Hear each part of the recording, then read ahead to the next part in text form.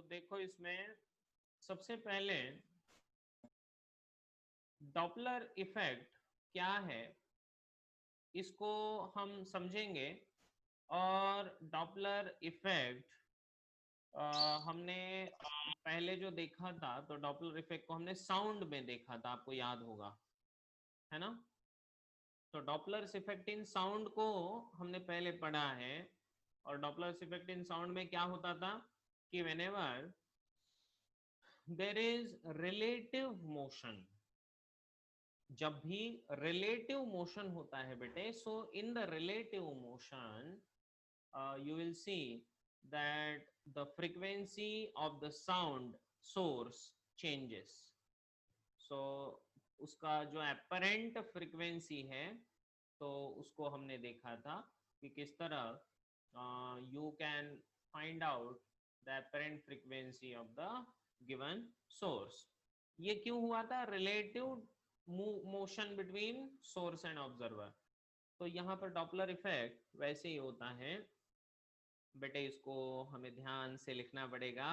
The apparent change in the frequency, so write down apparent change in the frequency of source due to relative motion, due to relative motion between the source and the observer, between the source and the observer is called as Doppler's effect.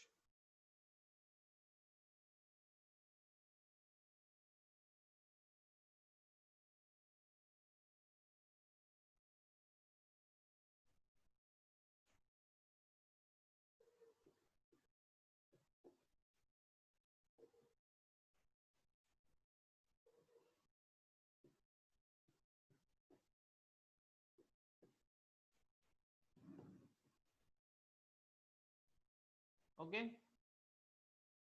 so apparent change in the frequency of the source due to relative motion. apparent change मतलब ऐसा लगता है कि frequency बदल गया, ऐसा लगता है कि फ्रीक्वेंसी बदल गया है।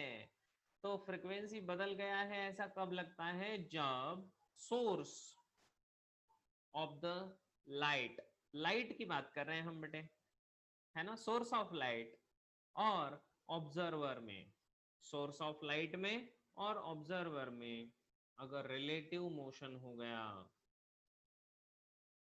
whenever there is a relative motion between source and observer of the light, then we call that there is apparent change in frequency. frequency ऐसा लगता है कि बदल गया, इसको डॉपलर इफेक्ट कहा जाता है।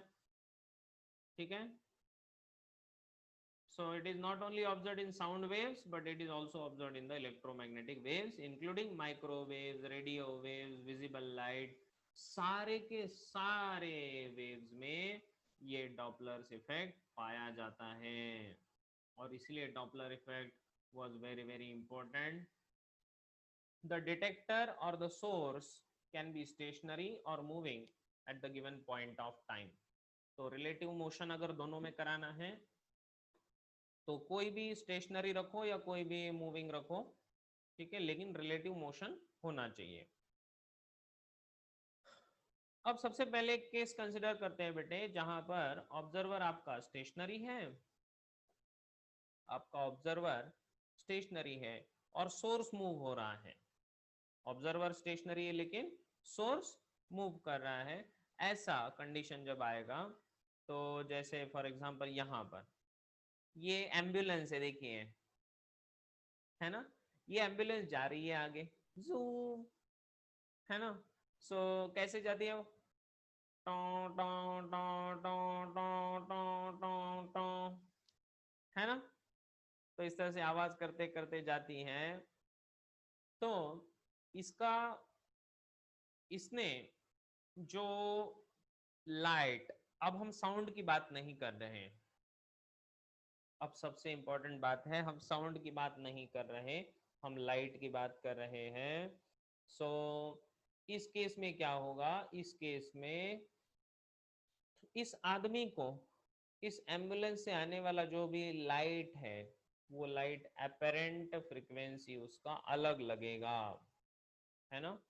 या फिर ये दूर जा रही है तो भी इसका जो एपेरेंट फ्रीक्वेंसी है वो अलग लग सकता है। इसका रीजन है कि the rate of observation of the waves is different. क्या मतलब इसका? Rate of observation of the waves becomes different. वो आदमी के लिए, इस पर्टिकुलर आदमी के लिए वो अलग हो जाएगा। लेकिन अगर कोई इस एम्बुलेंस के ऊपर बैठा है, अगर कोई जाके एम्बुलेंस के अंदर बैठा है तो उसके लिए तो वो लाइट का फ्रीक्वेंसी वही रहेगा ना। नहीं समझे? इसका मतलब,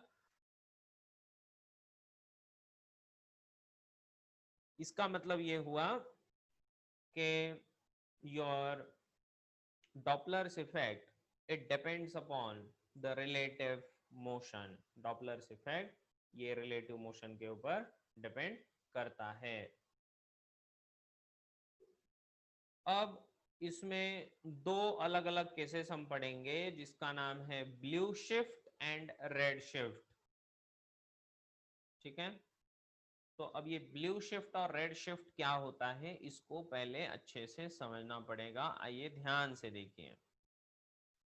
तो पहले बच्चों, जब हम कहते हैं ब्लू शिफ्ट और रेड शिफ्ट, तो इसमें अगर आप देखोगे ध्यान से तो जब वो जो लाइट है, वो लाइट जब आपके पास आ रही है, लाइट आपके पास आ रही है तो आपको उसका फ्रीक्वेंसी ज्यादा लगता है, फ्रीक्वेंसी बढ़ जाता है।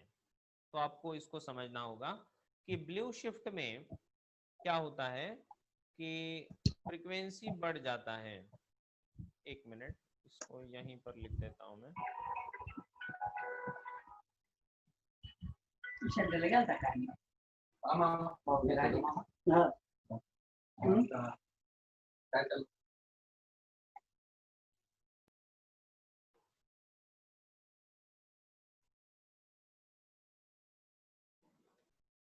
When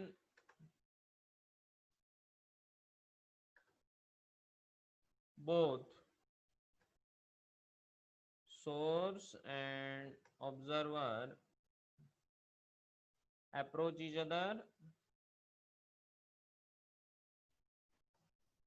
ठीक है, ये जब एक दूसरे के तरफ आते हैं बेटे तो apparent frequency increases,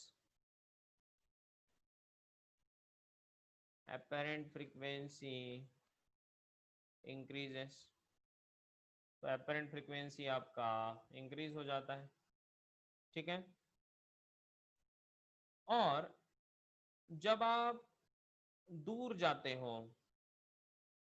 right, when both go away, एक दूसरे से जब दूर जाएंगे बेटे, the apparent frequency, the apparent frequency reduces। ठीक है, apparent frequency क्या होगा? reduce होगा।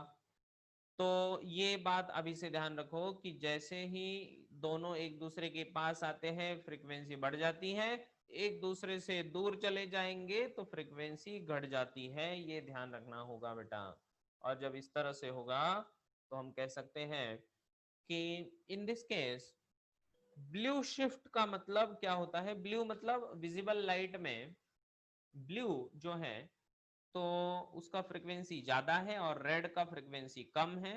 तो ब्लू का फ्रीक्वेंसी ज्यादा, इसका मतलब आपको उसका ब्लू कलर की तरफ फ्रीक्वेंसी शिफ्ट होता नजर आता है।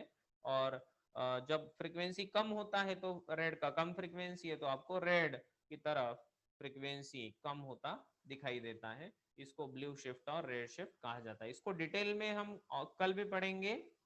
ठीक है, कल भी हम इसको काफी डिटेल में पढ़ने वाले हैं। यहाँ तक सबको समझ में आया? ओके।